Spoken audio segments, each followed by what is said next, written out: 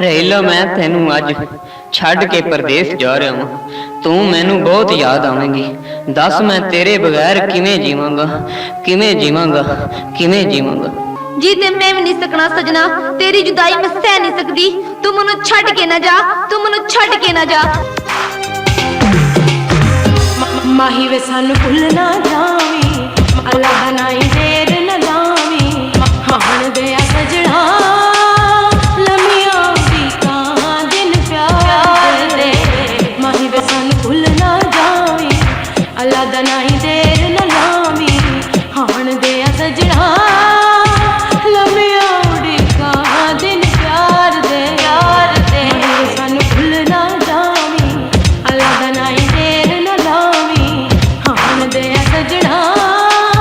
लम्हियां